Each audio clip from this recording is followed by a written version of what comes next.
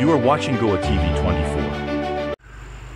Hello friends, Shankar बोळचे आमच्या गोंया खातीर पेडणे, मांद्रे, शिवोले खूबशा जाग्या वयल्यान फोन येयलो की आमचे रस्ते शंकर बोळजी सारखे पाड जाले.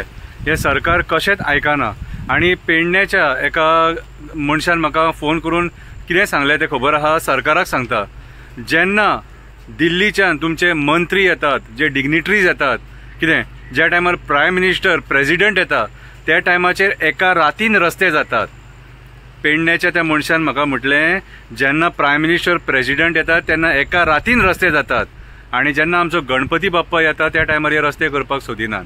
म्हटलें ही कसली छेडणूक रे, कसली छेडणूक. हिंदुत्वाचे उलयतात मरे, हिंदुत्वाचे उलयतात तुमी. आणि हिंदूंचो जेन्ना देव येता त्या टायमाचेर तुमचे हे रस्ते पाड रे. त्या टायमाचेर पाड रस्त्यांनी आमच्या देवाक हाडपाचो रे. आणि कितेंय जर नाका जालें सपोज, जाल्यार कोणाची रिस्पॉन्सिबिलिटी रे? हां, तांकां मागीर ते बाबड्यांक पाप मरे. लोकांनी जाणून घेवपाक जाय आयचे जे पॉलिटिशियन, राजकारणी आहा, हे कशे लोकांक छळपाक उठले. बारीक बारीक कामां हेंचे कडेन रस्त्याची जायना, वणके भरपाक जायना.